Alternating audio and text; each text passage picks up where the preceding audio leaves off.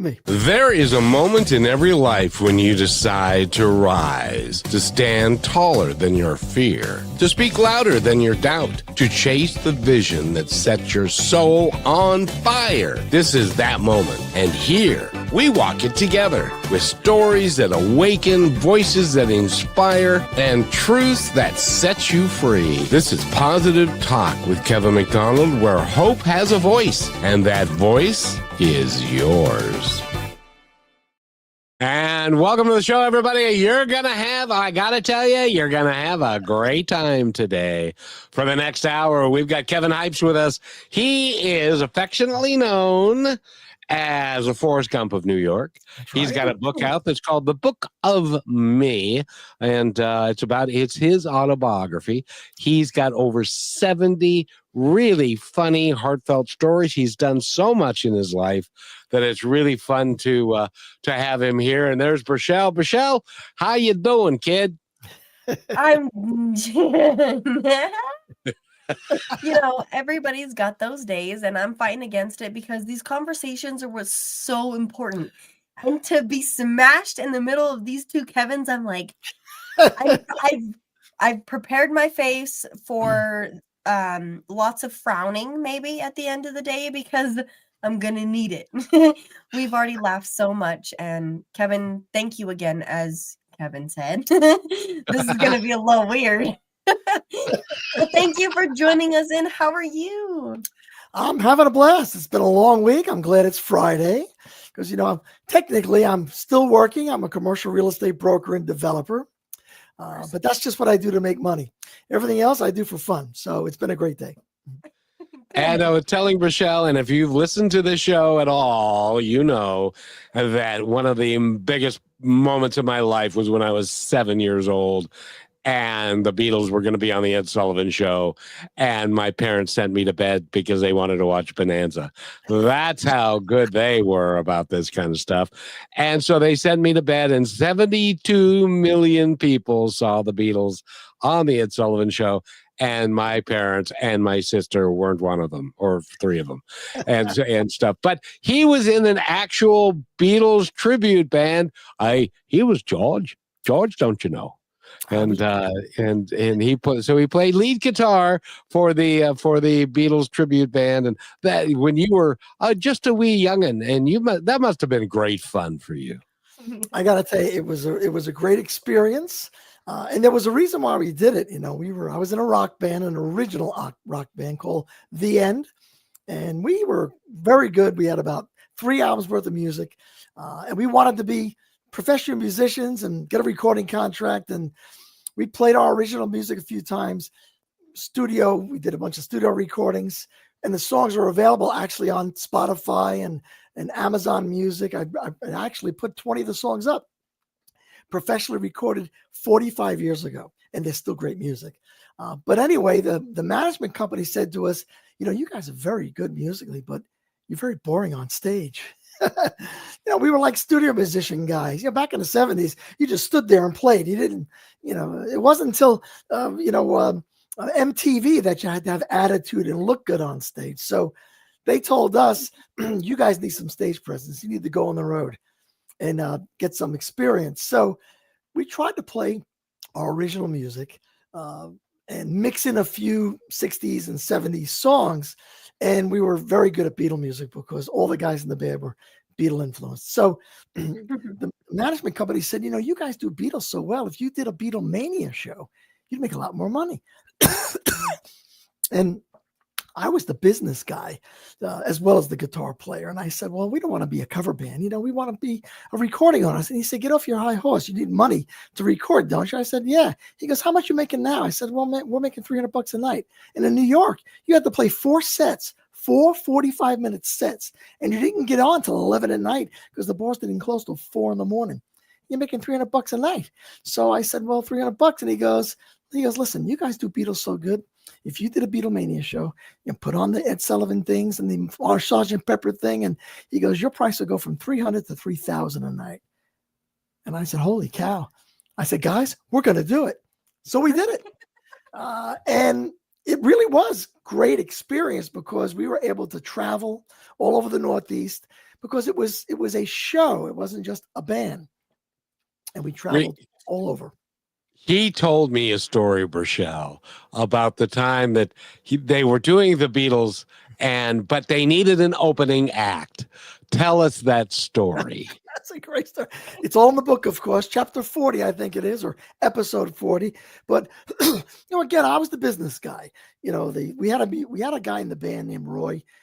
He could sing just like Paul McCartney. If you listen to our stuff, I could play you one of our Beatles songs recorded live, and you would think it's Paul McCartney. That's how good the guy was. But anyway, he was the music genius, and I was the guy that just hailed the money because he didn't want to deal with it. So when you become a specialty act, you only do 2 sets instead of 4, which is great. But you have to hire an opening band. So you have to, because you're a show now. And the problem was when we traveled to places like Connecticut, Massachusetts, and Maine, well, we didn't know any bands up there. So we'd always have to call the bar owner and say, hey, we need an opening band. Do you know anybody? And they would always know some local group. They say, oh, I can get these guys. They'll come in and play a 45-minute set for you for $100 in the front. Fine. Every time we get there, either they don't show, or they show up drunk, or they get on the stage and they mess up all our equipment. And it was just a nightmare for us. And I'm one of these problem-solving kind of guys, and I'm saying to myself, how do we get around this issue? We got to find a better way to do this. So one night, it's a great story. One night, I'm watching TV, watching a Lily Tomlin special. This is back when Lily Tomlin was, a big, whatever. She was a big comedian. And she had these specials where she would play 5 or 6 different characters. She was, Ernestine the operator, or she was a bag lady, or she was the kid on the rocking chair, or she had this one character she played named Tommy Velour. And he was a 50s Vegas act. And she would come out and she'd have hair glued on her chest and a mustache, and her hair was kind of up in a pompadour kind of thing. And she'd be kind of a crooner. And I saw that and I said, that's it. I got it. I called the band meeting and I says, guys, I got the answer to our problem. So they all got in the room and they said, well, what is it? I said, we're going to be our own opening act. And they said, what? We can't do that. People know who we are. I said, no, they won't. See, when we did the Beatlemania show, we had 2 guys that played behind curtains. One was a guitar player, one was a keyboard player. Mainly because those 2 guys that were in the original band didn't look like Beatles.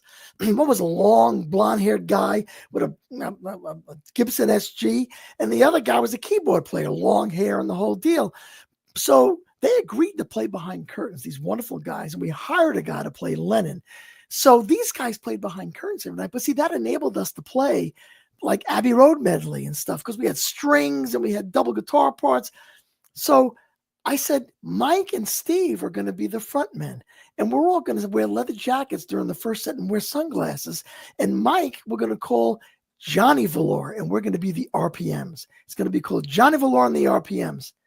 And I got to tell you, it was a great band. We'd play, all these Chuck Berry songs and rock and roll this and that and roll over Beethoven. We'd have so much fun playing the 50s songs. And then when we came back on as the 60s Beatles, it was a perfect merger. And I got to tell you, that 50s band was so good that people would come up to the stage after the show, like girls and stuff, and say, where are all those guys? They were really good. We want to meet them. And we'd say, well, those guys are kind of dangerous. We keep them in boxes in the back, crates. We can't let them out. So at the end of the day, Long Island had a top 20 bands list every year, Good Times Magazine. Mystery Tour, which was the name of our band. We were called the Mystery Tour. We called it the Tragically Miserably Poor, but that's a different story. And we really did. And Mystery Tour would be like in the top 3. 4th most popular band on Long Island, Johnny Velour and the RPMs. And nobody knew it was us. True story. Did you ever think about doing some recordings with them and then taking them and making them the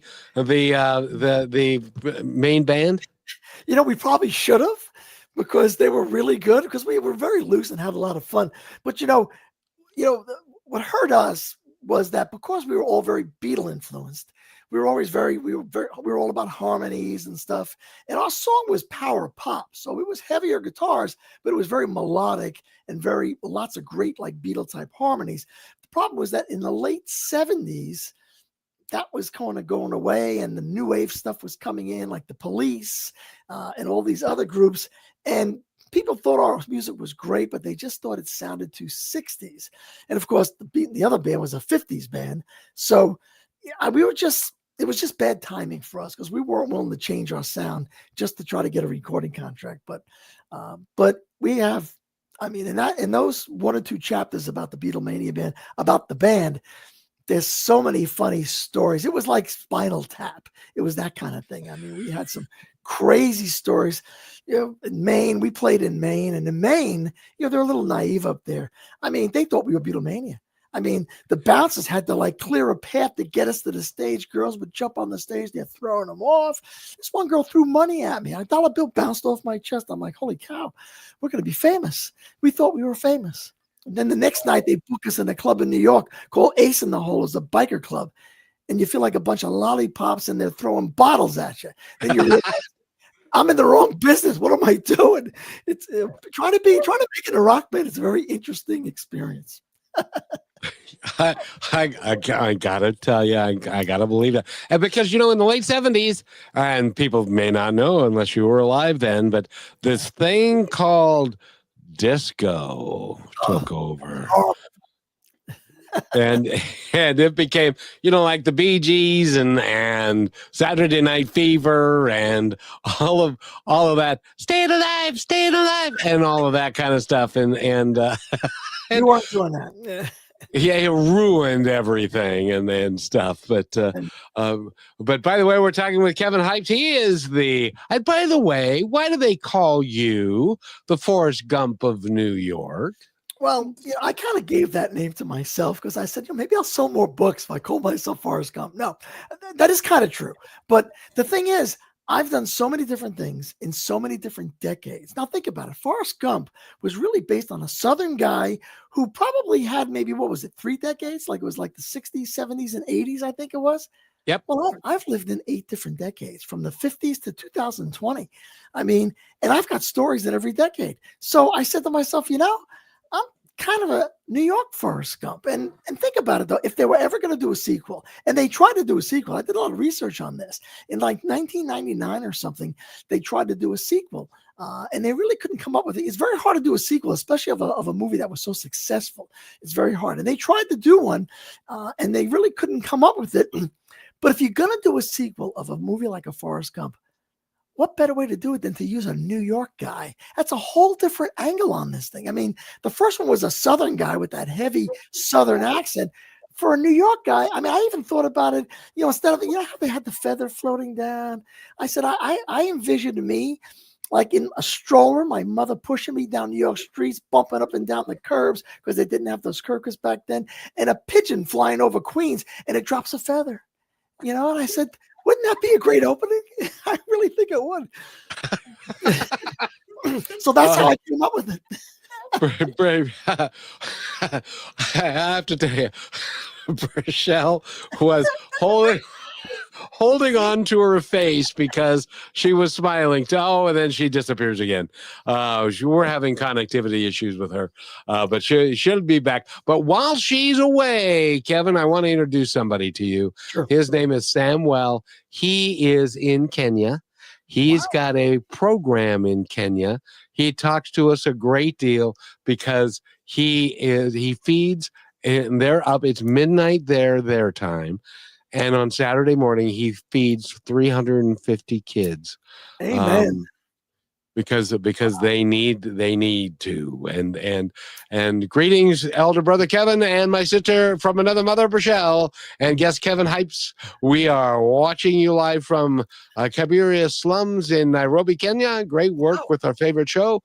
We're listening till the end. Kabiria slums is tuned in, and they have like 20 or 30 people that are standing around or sitting in their little school, and they're watching the show. So you are legitimately making people laugh all around the world, Kevin. I'm international. That's unbelievable. Thank you so much for listening. And I'll keep you guys in my prayers too, because that's a good work that you're doing down there. There's a lot of folks on this planet that don't have it made like we do in America. And sometimes we don't appreciate that. So thank you for your service. We don't appreciate that nearly enough, because I have a friend that drove a bus with me in Seattle and who's from Kenya, and he lived in a village, and the women every morning had to walk 6 miles to the river to get water. Wow. And then they would bring that back. But Kevin Heitch is with us. The Book of Me is the book that he has out, and so what you did. And I just love it because you've got so many stories that you just decided one day, well, I'm going to write all these down and I'm going to put it into a book. Is that kind of how it went? Yeah, basically what I did was I've been a storyteller all my life. And you could tell I'm kind of an animated guy, a Yep. very positive guy. I've been blessed with a very positive personality. And I've just always been a storyteller. And for some reason, I can remember the intimate details of some of the things I lived through, even when I was 5 years old, all the way up to 70, which I'm 70 now, I'll be 71 in about 45 days. So people would tell me, you have so many stories, you should write a book. And I'd say, I'm just so busy and I'm just 100 miles an hour all the time. I can't sit still long enough to write a book. And then one year, a couple of years ago, I ran for mayor of my town in Oviedo here in Florida. And I had a young lady who was my, I guess, videographer, and she filmed a few commercials for me, and she was very good. And somebody was telling me, you should be writing a book. And I said, I don't have the patience to sit and write. I just can't do it. It's painful. And she says to me, you don't have to do that. And I said, what do you mean? And she goes, is all you got to do is tell your stories into the camera. She goes, we can open a YouTube channel and I'll film you and you could just sit behind your desk at your office and tell the stories into the camera. And then we'll download them into a manuscript and you got a book. And I said, holy cow, that's a great idea. And I did it. It wasn't easy. It still took me 3 years because I took 100 miles an hour and she kept getting me to try to, it was so funny. You got to watch the videos. You got to go on Planet Hypes. That's HIPES, because that's my video channel. Because it's funny, because in the video, she's behind the camera and she's giggling over some of the silly things I say. And she's like 25 and I'm an ancient guy. So she doesn't understand things that I'm saying. For example, I'd say, yeah, I had this rock band. We were great. And we produced about 3 45s. And she goes, what's a 45? Yeah, You know, exactly. and I'm like, it's not a gun, it's a record. And, so there's this banter that goes back and forth on the things I say. So it's pretty common. And she'd always say to me, she'd be behind the camera saying, tell them to click, subscribe, and tell them to, to TikTok. And I would be like, what? I'm like, oh, I'm supposed to be telling you to watch me on TikTok. And she goes, no, it's TikTok. And of course, I would make that mistake on purpose just for fun. But so the videos are really entertaining, but the stories are pretty good too. So that's how it happened. And but it did take me 3 years because I had to get photographs and downsize it and weed out all the crazy things I said that don't really pertain to the stories. But I'm very happy I did it because this thing is 500 pages. Holy mackerel, that's a lot 500 of pages. And the people that I had another guy, young man, very nice guy.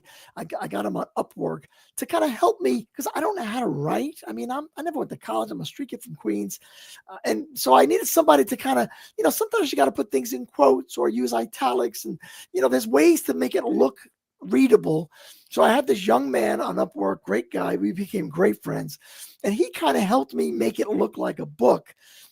And he says, well, it's a memoir, Kevin. He goes, it's supposed to be like 70,000 words, 150 pages. He said, you can't do 500 pages. And I said, it's my life story. I said, I want it all in there. And he said, well, yeah, but you can't sell it. I'm like, well, I'm not really here to sell the book. This is really going to be a coffee table book for the kids, but I do kind of want to sell it. I said, okay, what do you want to do? And he goes, if you want, he goes, I'll take out the stories that I think aren't the best. We'll try to get it down. And you can always do another version for the family. And I said, okay, maybe that's a good idea. So he gets about 20 chapters into it.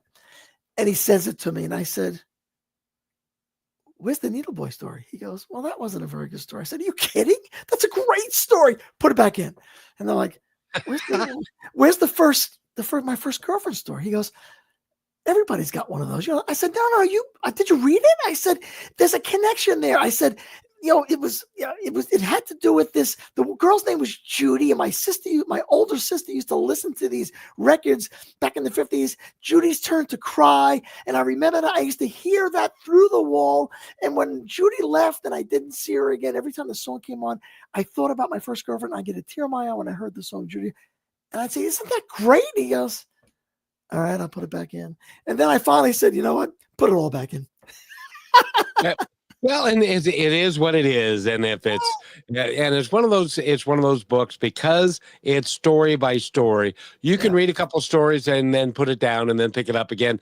But I guarantee you that when you start getting into the stories and you find out the type of man that he is and the adventures that he's had, you're not going to want to put it down. So you're going to, because there are fun things about it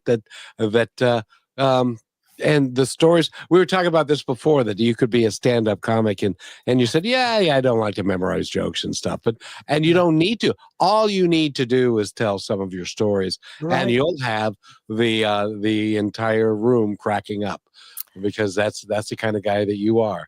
And I imagine now, as being a real estate developer, that you have a lot of fun with your customers and with folks, and they must think that you're a kick. Well, it's interesting. When I first, I was a street kid from Queens, and then I was a hippie.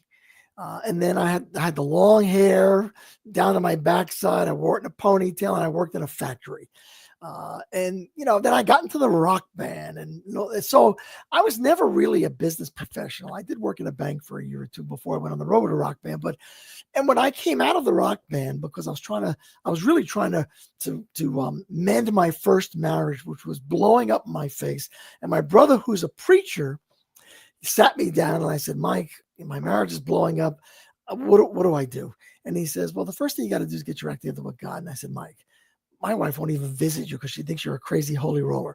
I said, so what's the second best thing I can do? And I did that, eventually get my act together with God, but that time I couldn't. And he said, get out of that rock band, get a real job. And I said, you're probably right.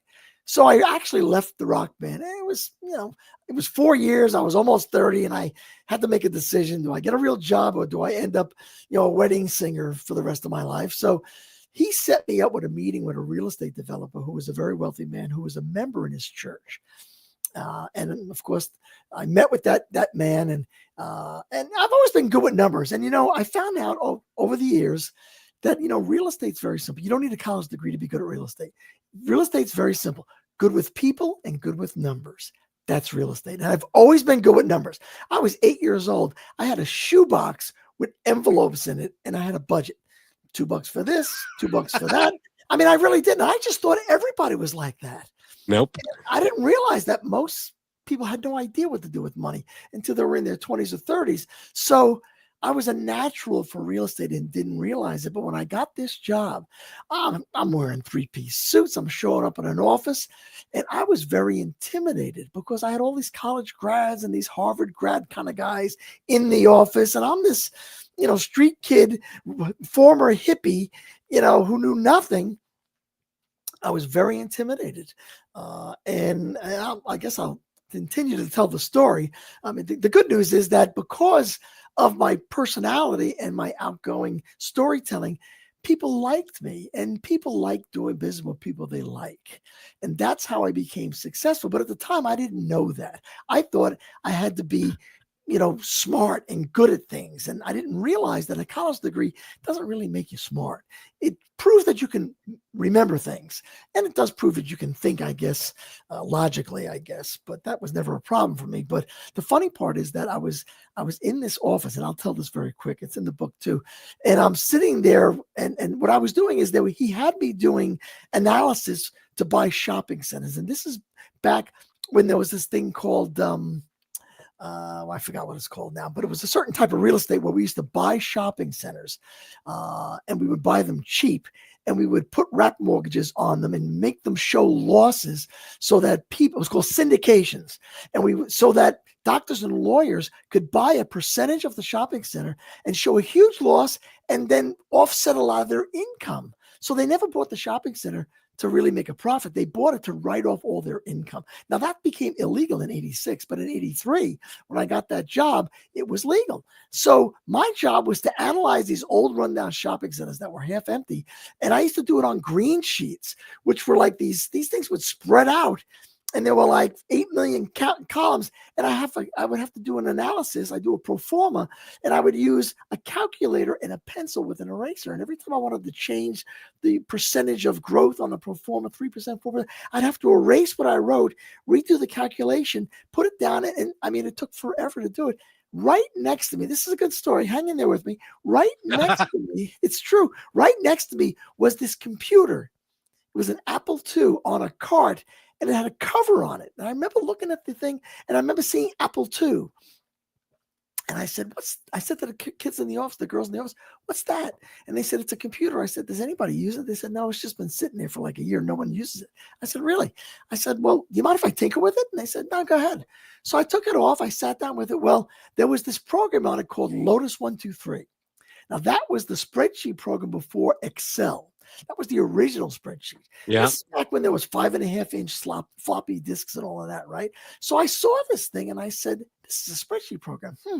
So I started playing with it, and I figured out that I could put formulas in the little boxes and they would automatically do the calculations for me. I just had to tell it where to draw the information from. It made so much sense to me being a numbers guy. So I built a program to do all my analysis on the spreadsheet for me. So that is all I had to do was change one box. So what do you want to see? You want to see a 4% increase every year? 4%. Push the button. All the numbers change. It was like that. And I was like, holy cow, this is amazing. Nobody figured this out. Nobody was using this thing. I even took it to one step better than that. I said, well, I know what these doctors want. They always want a 2-to-1 write-off, a 3-to-1 write-off, 4-to-1 write-off, depending on their trade. So I built the formulas to be in reverse so that I could just put in the amount of write-off I wanted. 4, 1, 3, 1.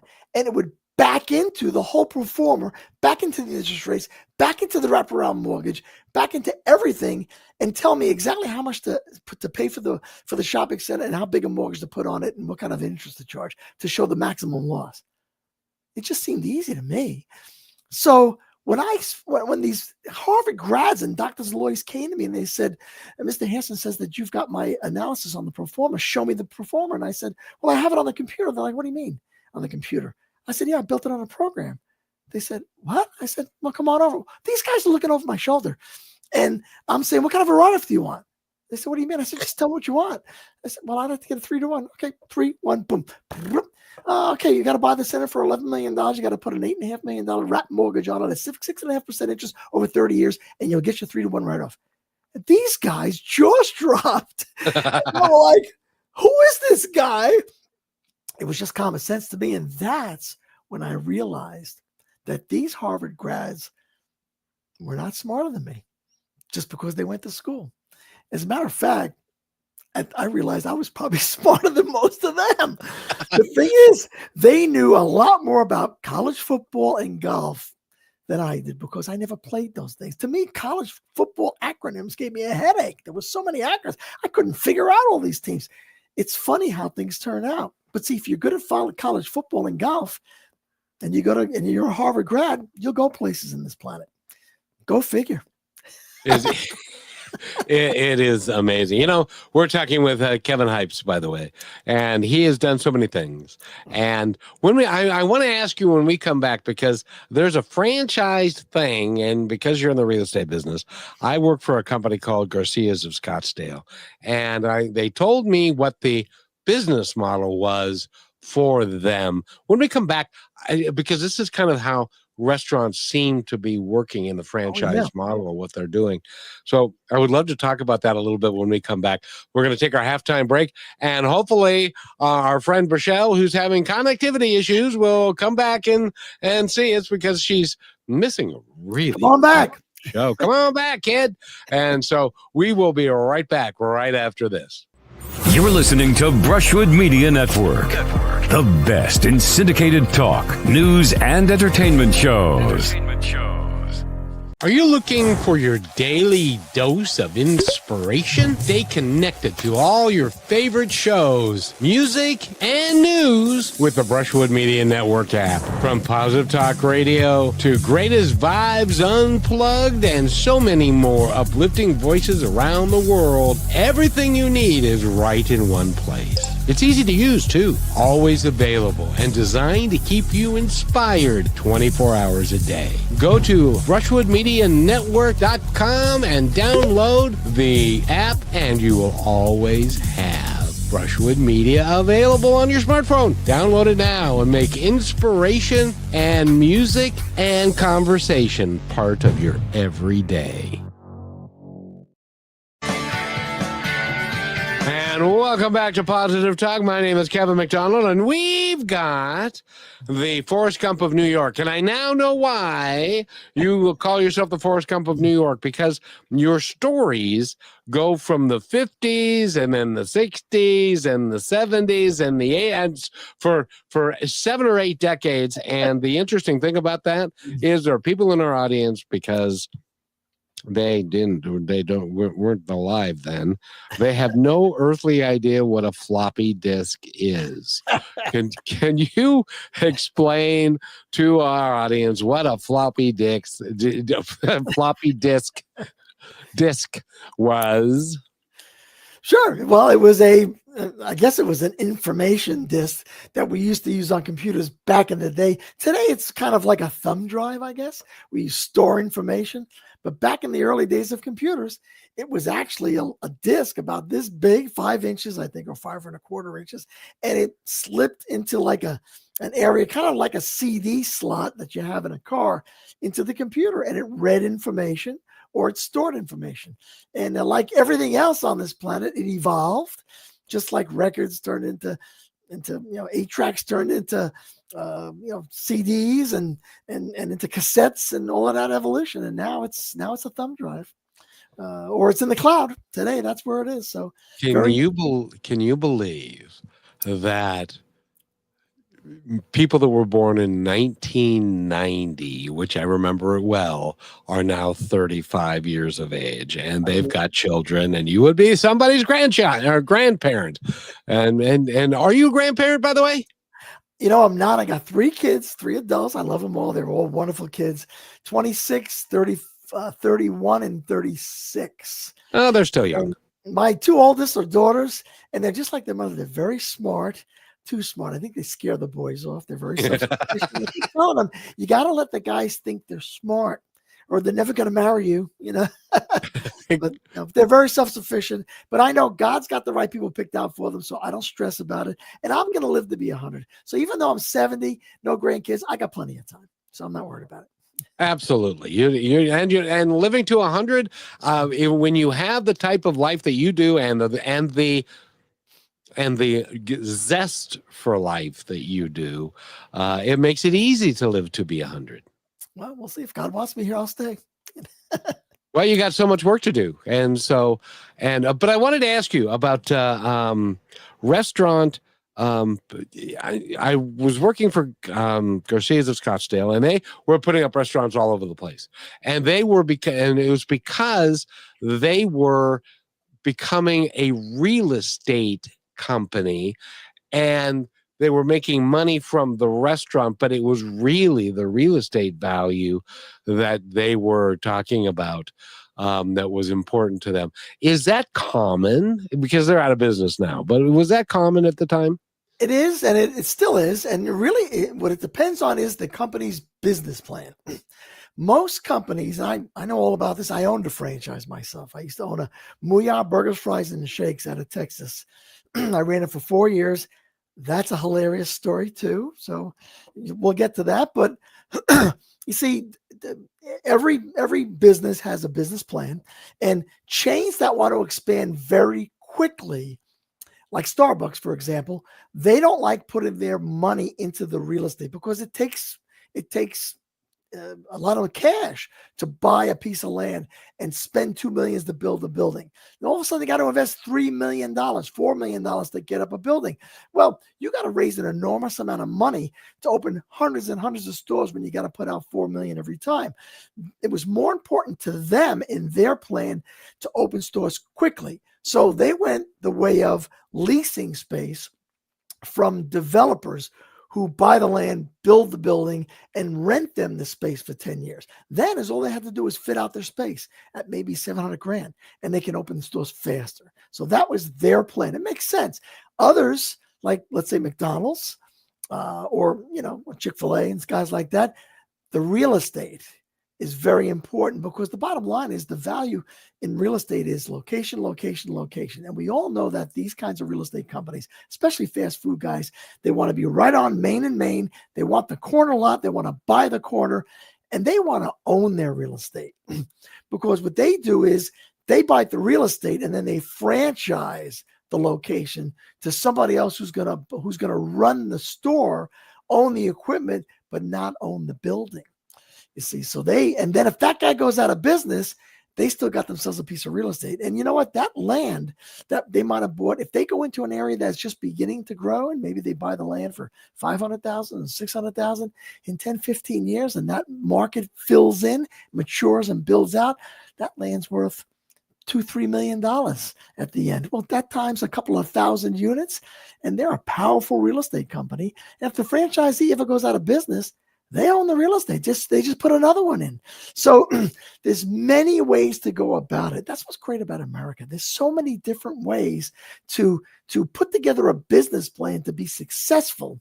And once they learn something, they figure out. And when there's tough times, and I've been in real estate for 40 years, and I've seen boom and bust happen. What's great about America is entrepreneurial people and entrepreneurial companies. Once they make, if there's a mistake made and they start to lose money, they learn from it, and then they figure out how to fix it. And sometimes they even shut down for a while until they come up with a better plan, and then they reopen with the problem solved. And I'll give you a quick example of that.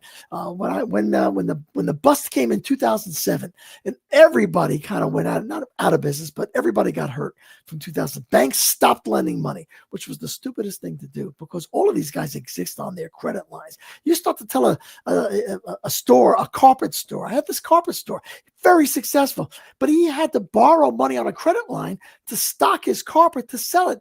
And when that Black Monday came, the banks cut off all these small business credit lines, and they immediately went out of business because they couldn't buy their stock to go put people's carpets down. So they just crushed the story. So anyway, big companies, Ross Stores, a great example. They used to have these 30,000 square foot stores.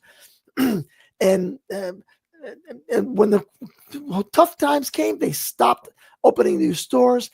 They cut people down, and they figured out how to get out of it. And they waited for 18 months, and they came up with a new business plan.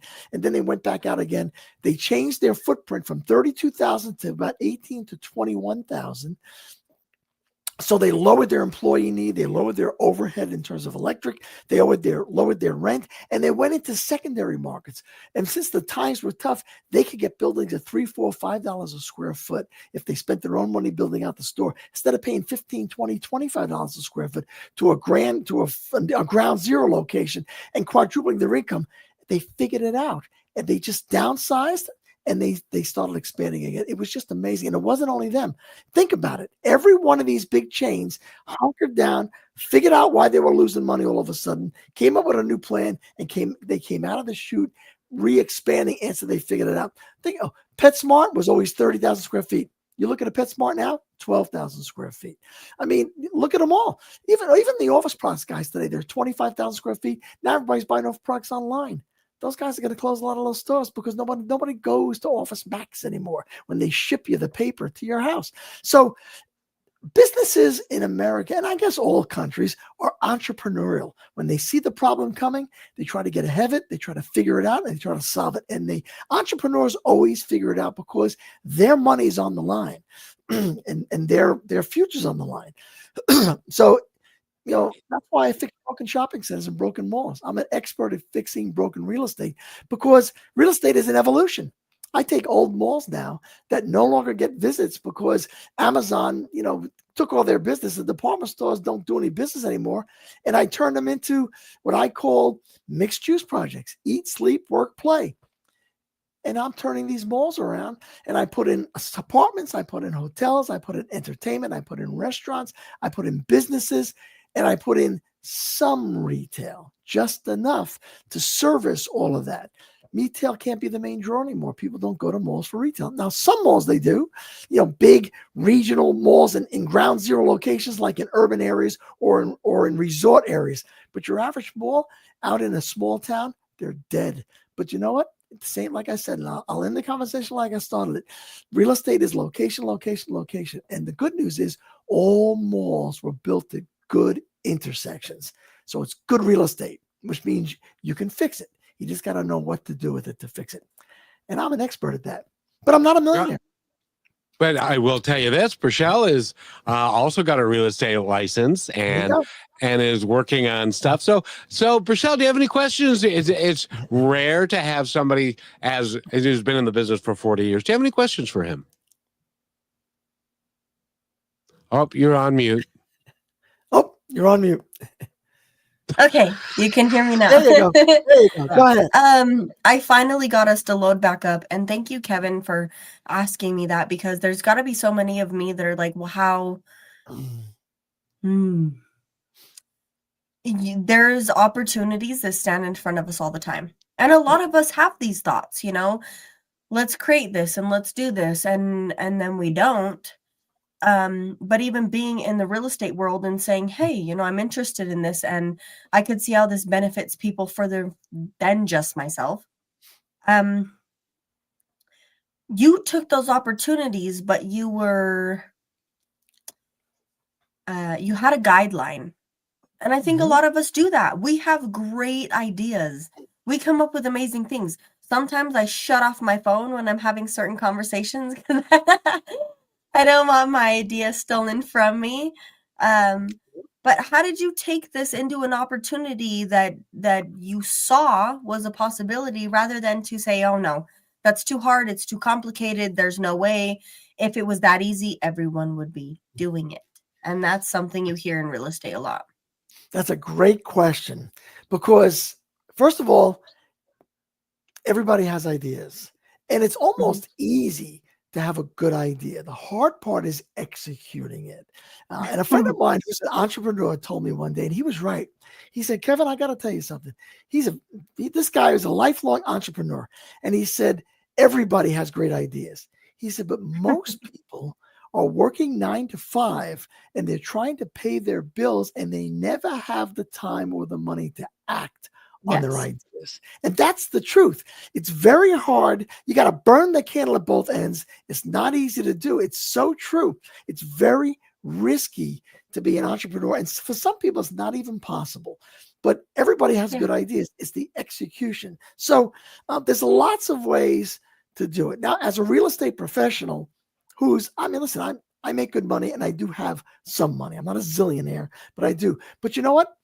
It took me 30 years to make enough money to have my own money to try to invest in real estate. Even though I was the smartest guy on the block, cash is king. And if you don't have the cash, you can't execute on your ideas. You don't have the cash to not work for a year. You don't have the cash to buy the land. You don't have the cash to build the property. You don't have the cash to do it. So you have no choice but to either sit on your idea or offer it to somebody else. And if you do, you get a very tiny piece, if you get anything, because cash is king. The guy that's risking his cash is the guy that makes the lion's share of the profit. That's just the way it is. It doesn't sound fair, but it's true. So it took me a very long time to get established enough to where I could kind of risk some of my own money and be in control of my own ideas and make it work. But I've made a very good living making money for other people. So there's nothing wrong with that. There really isn't. And I've learned a lot. And you know what? Other guys have made lots of mistakes, and I've learned from their mistakes and put it in the brain. So I'm a very big risk taker. People have said to me, I said, I'm not like I'm going to be on I can go on and on. I'm going to be on another show. I think it's next week. And then the format of the show is my biggest mistake. And I spoke to the guy earlier today. I had to do a pre-show interview, I guess, to make sure you're not a knucklehead, I guess. But, and he said, yeah, the show's my biggest mistake. He goes, so, what's your biggest mistake that you're going to talk about? I said, are you kidding? Have you read my book? I said, it's chock full of my mistakes. I said, that's what life's about. Life's about making mistakes and getting back up, learning from them, and charging forward again. And he said, okay, so which one are you going to use? I said, I'm going to use the oil tanker mistake. And he goes, what do you mean? I said, I bought an oil tanker in the Caribbean. He goes, what? If you look at the front of my book, it says Kevin Hipes, Book of Me, The Life and Times of Kevin Hipes, the New York Forrest Gump. And it's me sitting on that Forrest Gump chair, sitting next to an oil tanker, because that's the biggest mistake I've ever made. And my tagline, and it's on the bottom of the book, and it's very hard to see, it says, Forrest owned a shrimp boat, but I owned an oil tanker, and all my stories are true. That really is the elevator pitch. So I don't want to tell you how much money I lost, my poor wife, on the oil tanker. But me and a bunch of friends bought an oil tanker because one guy had this business plan. Now, this is when I actually had some money. But not that I wasn't smart. I was always an entrepreneur. I was always a risk taker. So if you're going to be an entrepreneur and you want to start your own business, you're going to have to understand that you got to be a risk taker. Now, sometimes it's better to share your idea with other people and make sure you get an agreement in writing and let them have the lion's share of the upside, but let them risk their money instead of yours. Nothing wrong with that. I'll take 20%. You get 80%, but you spend your $1 million on my idea if you like it. Nothing. You get nothing for nothing. It's the guy that risks his money that makes the lion's share of money. And there's nothing wrong with that. And after you get 20% of this and 20% of that, you'll eventually have enough money where you'll say, I'm going to do this one on my own. I don't want to share it with anybody, but you got to be a risk taker. It's not easy. And for people who aren't risk takers, you know what? Get a good 9-to-5, get yourself in a union or get yourself a good 401k. And, biblically, it says steady plotting. And in 40 years, you'll have a wonderful retirement. For some reason, I couldn't do that. I don't know. It's not in your soul. Go ahead, Rochelle. Yeah, Mr. Hipes. We got to frame which Kevin I'm talking to. But I'm going to let Kevin take us to this break because everything you're talking about and what's going through my mind is how much of the learning we talk about through all of our shows, which has to do with identity. Yeah. Oh, go ahead, Rochelle. I'll add it in later. Go ahead. Okay, well, we'll end a little bit early, but we tie all of this in, our successes, our failures, our opportunities, our ideas, into our identity. Yes. Please tell me how the hell you manage those within that without losing track of it or thinking, because pride kicks in. I mean, and the most loving way, you're a man. So that kind of happens a little bit more. And then with women, judgment, right? So you're talking about creating a business and your identity being the baseline of what's going to help people all around. And it's more than just you. So I'll just let you kind of. Okay. That is a wonderful question. And that's a perfect question to not that we're going to end on that, but it really is a perfect question because that's really what my life story is all about. In my book, if you read the preface, what I say is life's about the journey. Yep. It's not about arriving.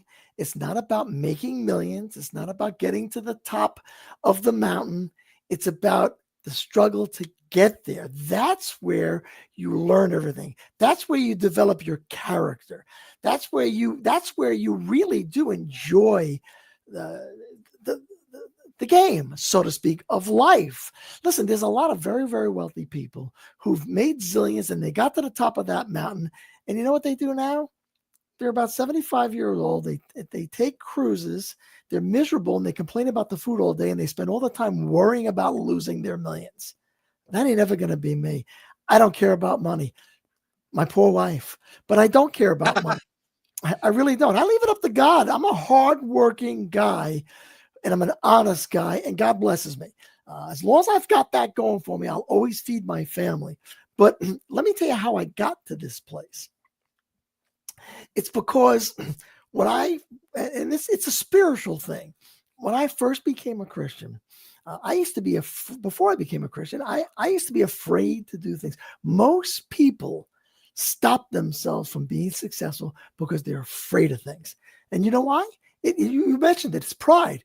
They're afraid to fail. They don't want to try it because they're afraid they're going to fall on their face. They're going to fail, and they're going to be embarrassed, and their friends are going to laugh at them. You know how many people on this planet have limited themselves and their success by not trying things because they're afraid to fail? Most of us have done that. I read this passage in the book of James, chapter 4, verse 6, I think it is. And it says that God opposes the proud and gives grace to the humble. And that hit me one day when I read that scripture. I said, you know what? I said, that's amazing. I said, how you can't be humiliated if you're humble. Think about that. I said, if I'm humble, I can't be humiliated. I can only be humiliated if I'm prideful. Correct. So when I figured that out, I said, I shouldn't be afraid to do anything. First of all, if I'm humble, it doesn't matter if I fail. It's a learning lesson. But the better thing of that is that I'm going to heaven. I don't got to fear anything. So here's what I came up with that day. And this is a long time ago. And I said, I'm going to try everything that I'm afraid of. I'm going to do everything I'm afraid of. I'm going to do it first, and I'm going to keep doing it till I conquer the fear, because I shouldn't be afraid of anything. I'm going to heaven. That's what I started doing. And I got to tell you, it's been the most adventurous, rewarding life. Now, I'm not a multimillionaire. I'm probably worth a couple of $1 million, but it's not about the money. It's about the adventure. It's about the journey. It's about helping others grow and be the best that they can be. And I do a lot of service. I preach on Sundays at a retirement center to old folks people.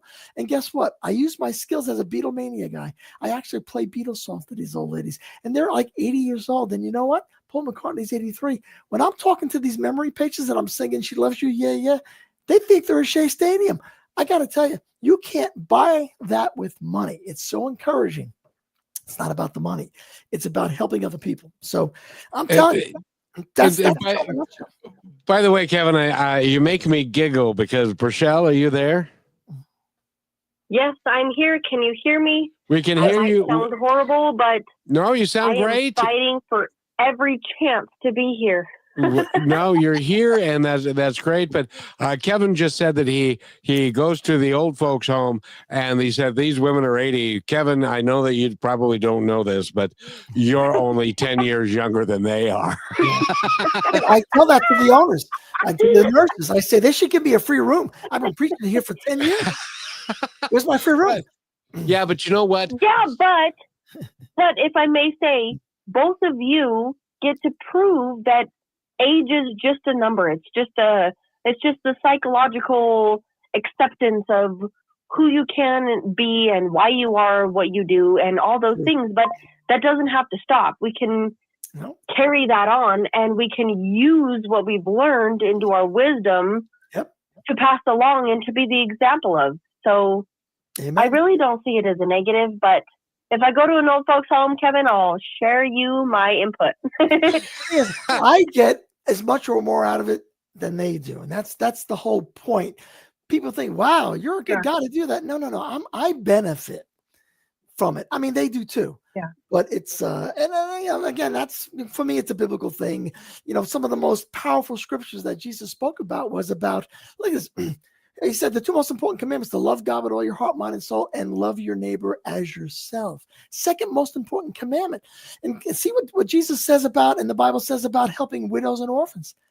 These are the most important things that the Bible talks about. So it's easy for me to see that that's what I ought to be doing. Oh, exactly. And that is what you should be doing, because that is, and Rochelle's back. She's bouncing back and forth from this place to that place because she's trying desperately to get in here because she wants to talk to Kevin. Not me, the other Kevin. And isn't that right, Rochelle? Yeah, I'd fight against that to say a little bit of both. Um, because you guys are providing so much learning, and thank you for acknowledging that. I mean, things don't happen in the sense of what we think they are, or we realize I'm going to switch it up at the end of this Friday just to put some thought in some people's head. And I'd love your input, Mr. Hypes, is you can't control it all, Right. but you can control yourself and how you absorb the circumstances, and you get to choose whether you keep fighting or not. And I think that's kind of valid, right? You know, that's such a great point, because in every situation, you have a choice. I'm going to say they didn't treat me right. I can't believe it. I'm mad. I'm offended. Or you Yeah. can say, you know, I made a mistake and I learned something from it. I'll learn from it next time, or next time I'll be more careful. Or maybe I was blessed in this situation and I'm not going to realize it yet until later. Yeah. I have a policy in my life. I have a lot of policies. I make them up. But one of my favorite policies is being offended is a choice. You can't offend me with whatever you say unless I choose to be offended. I can Yeah. choose not to be offended and let it roll right off my back. Yep. Most people don't think that way. They think, well, wait a minute. You offended me. You have to apologize, or I'm going to be miserable till you do, and I'm never going to like you again. No, you have a choice. You can say, that guy's a jerk, but I'm going to choose to not be offended. And then my life goes on in a positive way, and they're miserable. It's a choice. Kevin, Okay. one of my rules is it's none of my business what you think of me. Yeah. Yes. And that rolls right into what I was going to ask you, Mr. Yeah. Hypes, is because we get to also choose where we're wrong, and we get to take acknowledgement of that, and we get to fix that. We don't have to blame everything Yeah. outside of ourselves, and we can say, hey, I have acknowledgement of that and I can be better as well. Absolutely. Blame goes nowhere. Listen, you want others to know when they've hurt you, of course, because you want them to learn from their experience too. But it's not about blame. It's about communication. It's about, you know, putting yourself in their shoes.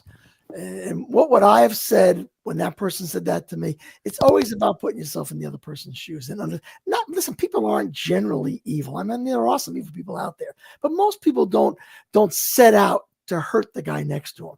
But we do that sometimes. Sometimes we don't realize it.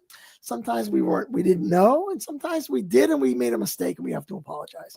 But most people are pretty good people with good hearts. I mean, I don't abide by this, you know, these people are evil and negative. Well, listen, there are people in the world that are like that, but you can usually tell the bad ones from the ones that are just either misguided or just they don't like you or they just don't agree with you. You know, it's not an evil thing. Exactly. And Rochelle, you're still here, right? Oh, criminy sake. Really? I'm here. I'm Yes, here. she Hello. It's- Don't This is leave like me a out. shtick. This is like a shtick, isn't it? It's this is like getting her to stick in the show is a major thing. For me Um, not to be frustrated and to forgive things I don't know is what we've talked about all day, and I tell you, that's what I'm struggling with right now. Well, and Rochelle, would you like to take us out of the show? Yes, I would have nothing more of an honor. Thank you for one, Kevin Hypes, for being here, spending this time with us, sharing your knowledge, sharing the person that you are, and letting us know that we get to choose that. Thank you. Me and Mr. McDonald, my little best friend, we talk about these things all day and every day, and I would love to give the opportunity to you in the last moment that we have to share all the ways to contact you, get in touch with the work Yes. you're doing, find your books, and any message you'd like to leave us for with this beautiful week. Absolutely. And, you know, listen, I'm never at a loss for words. That's not always smart. But because I always just, whatever comes to my head, it comes out of my mouth. But I enjoy life. My pitch in life is about the journey. And it really is. And I do adhere to biblical standards. I think those are good things, common sense things for me. I don't impose them on other people. They work for me. But I would like people to read the book. Book of Me, The Life and Times of Kevin Hypes, the New York Forrest Gump, because there's a lot of real life adventures in here. And you can get it on Amazon. Just put in Book of Me, Kevin Hypes. It'll come right up. You can get it in a, what is it called? Ebook for like $6.99, or you can buy the hardcover, which is very expensive because the pictures are in color, but it's a collector's item, so you should have it. Or go to my webpage, which is Planet Hypes. And I have a webpage. You can order it there, or go to Planet Hypes on YouTube and watch the videos. And I'm a positive guy. I enjoy bringing joy to other people. I've lived a lot of crazy things, and I've made a lot of mistakes. And you could probably learn from people. Can learn what not to do or what to do, and give it a shot. So, well, you're a Kevin, so you don't get to run from that. I learned. and again, thank you so much for your time. Thank you for having me. I really appreciate it. We love and support everything that you're doing. And I'm going to extend the invitation further than Mr. McDonald. And please come back, share more of your insights, have me be fully available on camera. And